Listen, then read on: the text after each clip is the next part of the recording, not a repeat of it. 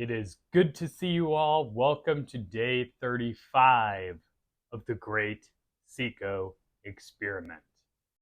Now that we are a little over a third of the way through this 90-day challenge, I figured we would spend the mindset portion breaking down 5 myths, or at least right now what I'm deducing are myths in the fitness industry that you may be using to overcomplicate your bodybuilding or fitness journey. These are very common things that you've probably heard almost every fitness influencer, fitness person, bodybuilder say that I'm finding just might not be true.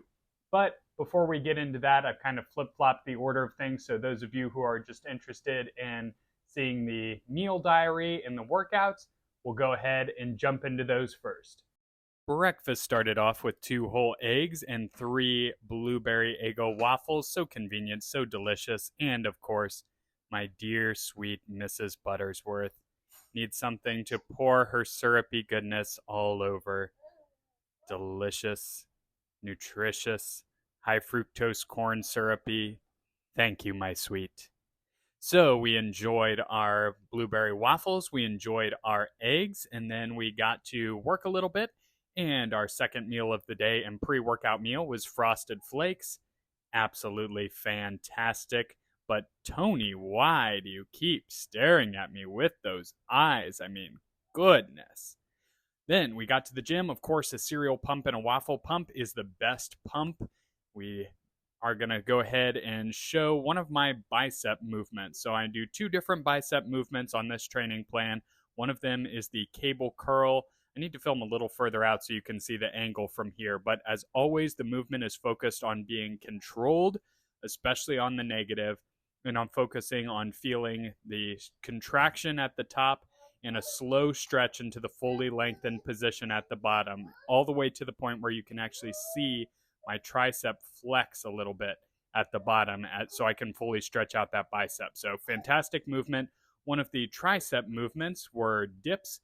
We did weighted, strapped on 100 pounds, and we're going for about 5 or 6 slow repetitions here.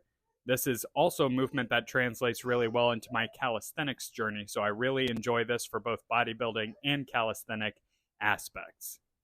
One mistake I see people do a lot with the dips is they cut the range of motion very short and do these fast. Focus on slow, full range of motion. So as you can see, we got a good pump going. Shoulder caps are starting to come in. Definition in the arm. This was actually a lot crazier in person. The phone didn't capture the detail that is coming in, so I'm so excited. Post-workout, we had a burger, some potato chips, and watermelon. And of course, carrot cake with cream cheese icing. So good. And our final meal of the day, we had some southern fried chicken on a bed of rice and a couple slices of watermelon. We wrapped up the day with 2,300 calories and 130 grams of protein. So as always, the meals were fantastic, the workout is good, the energy is high.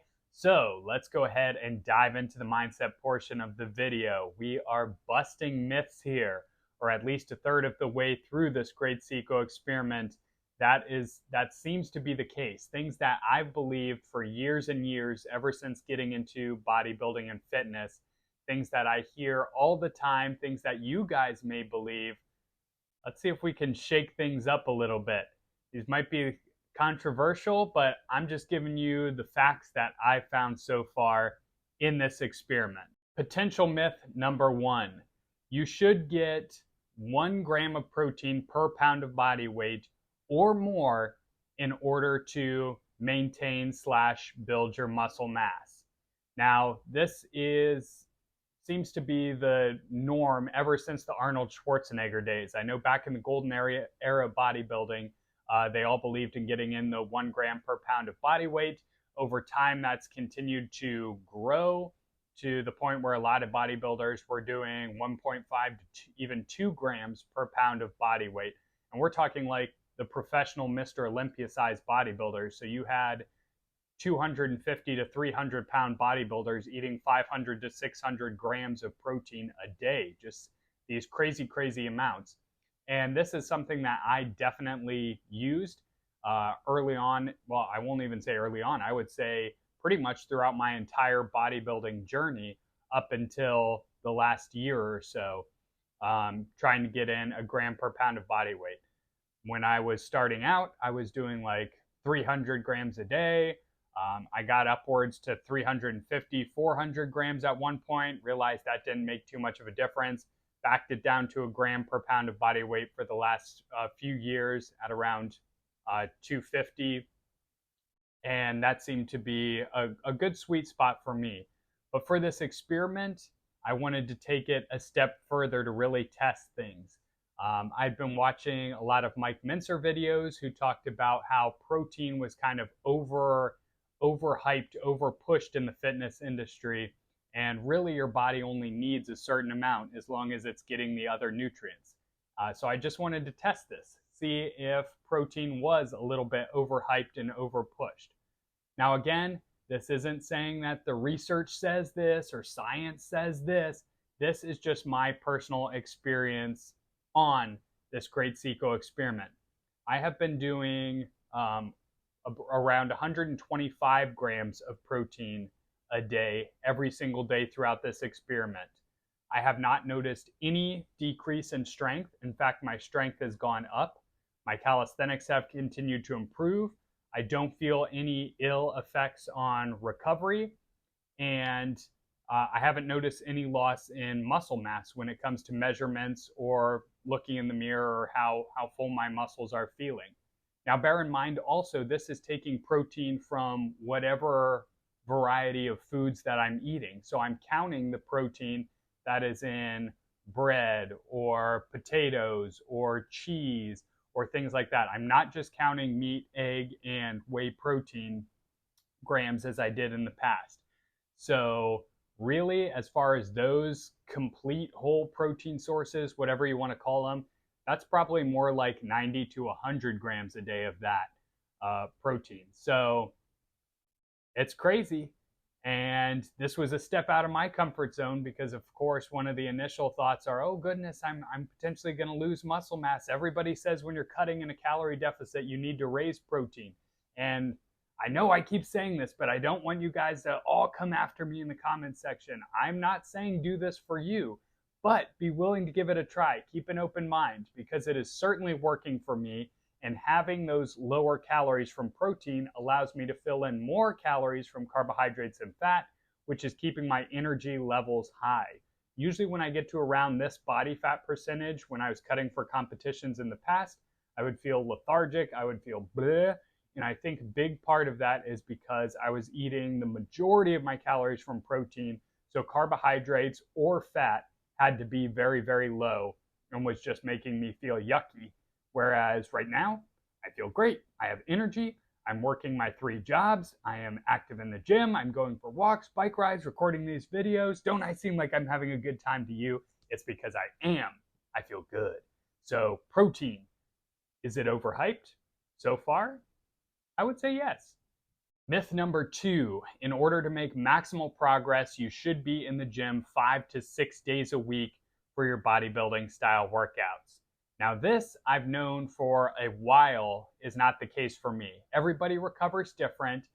It depends on your genetics. It depends on potentially what enhancements you use. It depends on your style of training, how intense that is, how many days of recovery you need for a week. However, for at least the first 5 years or so that I was into bodybuilding, I was following a 5 to 6 day a week workout split. And if you design that intelligently without too much overlapping of muscle training, allowing for adequate recovery, getting your sleep, all of that, it can work great. However, there's a lot of opportunities, especially when you go to 6 days a week, where you can lead to burnout or overtraining of the central nervous system, especially as you get more advanced and are able to lift heavier and heavier weights.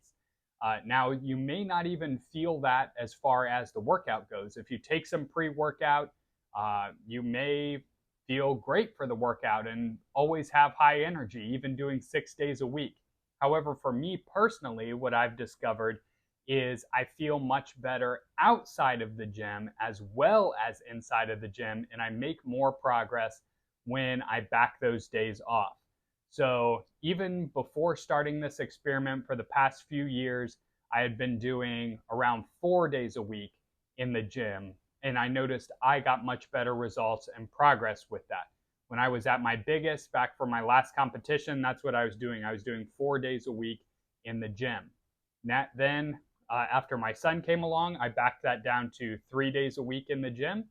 I noticed great progress with that, recoverability, especially because at that time I was not on any enhancements. My last competition 3.5 years ago, I was. And then for this experiment, I've cut it down further to 2 days a week in the gym of full body style workouts, very low volume, high intensity. The entire workout takes about an hour, and I'm noticing fantastic results from that. So the frequency is there, it is up. The intensity is there and it is up. And we're able to recover from those workouts while also doing our 2 calisthenic workouts and 2 mobility days as well.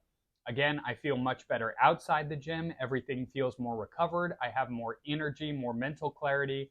And I think a big part of that is because my body isn't constantly having to deal with the fact that I beat the heck out of it for an hour or 2 in the gym every single day.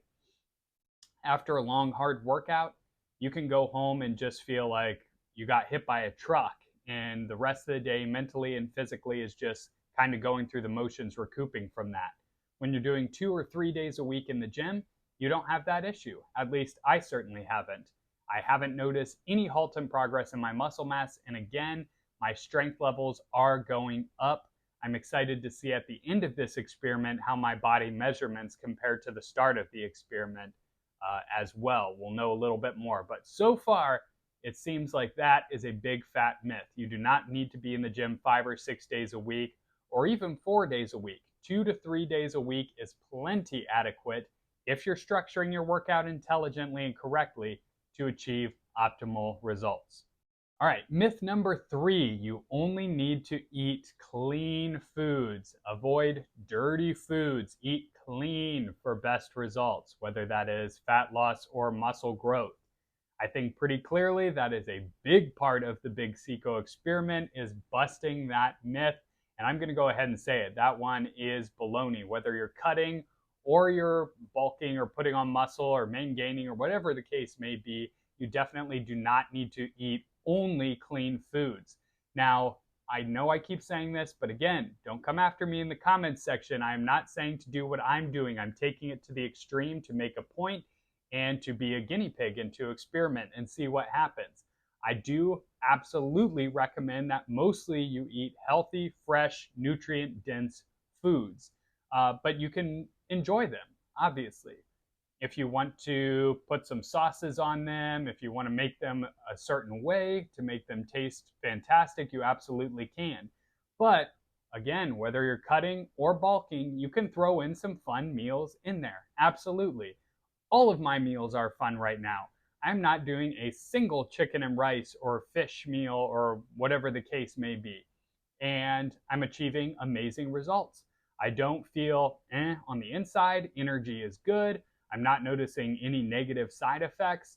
So I think I've proven pretty definitively that you don't need to only eat clean foods. So do get your fruits and vegetables for the nutrients' sake. Do get your lean meats and proteins so that you can get your protein without going way over your calories. But as long as you're in the correct calorie budget for your goals, throw those fun foods in there. Just track them. Speaking of eating clean, myth number 4 is going to tie into nutrition as well, and that is that you have to perfect your macros. So something that I followed for a while, I would try and find the optimal, secret, perfect ratio of macronutrients that you had to follow to make progress. So whether that's 40 protein, 40 carbs, 20 fat, or 50 carbs, 30 protein, 20 fat, whatever that ratio was, I would try and find what worked perfectly for me, and then I would try and plan all my meals and plug all those meals in to achieve the macronutrients. For one, that got exhausting, so once I found the perfect split, I would just eat the same thing day in and day out, which, if that's the lifestyle for you, that helps you adhere to a healthy diet, that helps you achieve your goals, good on you. I'm not bashing it. I got tired of it though. So um, you do not need to worry about perfecting your macronutrients. I am busting that myth here in this experiment, again, at least for me, from what I've noticed so far. As long as my protein is at a certain level, which is lower than most people have recommended so far, but it's working great. And as long as my calories are where they need to be, I am achieving the results that I want to achieve.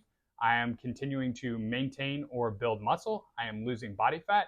If you guys have been following this journey and seeing the check-in transformations, the results are insane. And I am making all that progress without worrying a hoot about macros. I don't even know how many carbohydrates or fat I'm getting throughout the day because I'm not tracking that at all. The only thing I'm tracking is total calories, which you can find pretty much on the back of every package of standard American diet food, at least. Some other things you might need to look up. And then protein. I'm getting at least my 125 grams of protein. That's all I'm tracking. It makes it so much easier, so much less complicated when you don't have to worry about balancing carbs and fats. If I want a food that's higher in fat at the end of the day, I don't have to worry about, oh no, that's going to take me over my fat level. I better have more carbs instead. No, I have that. As long as it's under my calorie level, I'm good. And myth number 5 that I'll throw in here, you should avoid all non-bodybuilding related activity if your focus is on building muscle. This was something that especially the first, 3 or 4 years that I was really into bulking and putting on muscle, I really fell hard for. I believe that any activity that I did outside of my hard workouts were just burning the calories that I was force feeding myself to put on as much muscle as possible. So, I definitely couldn't go for a walk or play a sport outside because I might burn the calories that could otherwise be used to build muscle as optimally as possible. And that's just a very narrow-minded way to look at things. It is very good for you to get a variety of activity. Throughout this experiment, I have been walking. I walk to work. I walk to the gym. I go for bike rides on my days off with my wife and my son. That's something that we very much enjoy doing. I've been doing my calisthenics workouts and I've been doing my bodybuilding workouts. I've been making awesome progress. I know I keep saying it, but I'm just so excited by the progress I'm making. And clearly I'm not worried about any of that outside activity, especially if your goal is to try and lose weight. That extra activity is a huge plus because you are burning many more calories throughout the day. It allows you to keep your daily calorie budget a little bit higher while still losing weight. Now, the only thing that you have to run into a little bit with that, especially when you are cutting, is the fact that if you do too much activity, high intense wise, whether it's going for a really long run or going for very intense exercise sessions, is it can bump up your appetite.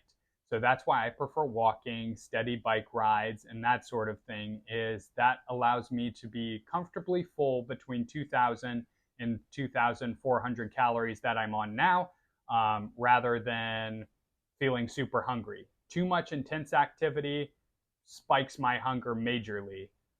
So you got to find that balance there. But don't be afraid of activity outside of the gym. Even if your goal is to bulk up and build muscle, you'll be fine. And a tiny little bonus we'll throw in there is number 6, just because I think it's funny, is I used to always carry around a gallon of water, and depending on the goal, the weather, I would have to drink a gallon to 2 gallons of water every single day, and I would measure it. Looking back now, kind of pointless. Now I just make sure to bring either a water bottle or a shaker bottle full of water along with me, and then refill it whenever I am out and need to refill it, and I'm fine. I'm hydrated. I haven't suffered physically in any sort of way from that. Based on when I go to the bathroom, I can tell that I'm perfectly hydrated, pumps are good, muscle fullness is good. So if you feel like you need to be obsessed about water and have your water goal of at least a gallon a day and measure it to the ounce, don't worry about that. If you want to do it and carry around a gallon like Rich Piana used to do back in the day with his $30 gallons with a 5% logo, go for it if you want to have fun with that. But it's kind of pointless, and it's annoying to bring a gallon jug with you to a wedding or even carrying it through the gym. is a little ridiculous to me now. So just drink water when you need to. Make sure you're getting plenty. If you seem to be dehydrated, drink more. If not, you're good. All right, so those are 5 myths that I strongly believed, and I believe a lot of people still adhere to in the bodybuilding and fitness community, that I'm going to say, at least the way it's trending right now, the Great CICO experiment has put into question, if not outright busted, certainly for me. So I hope you enjoyed this video. For the next couple of videos, we're going to be going through a series, kind of going body part by body part on how to optimally train that, or at least how I am training that throughout this Great CICO experiment and noticing great results with some common do's and don'ts with those body parts. So let me know if you have any specific questions regarding that so I can include those in the videos. But in the meantime, thank you so much for watching this one. I hope you have a great rest of your day, and I will see you in the next video.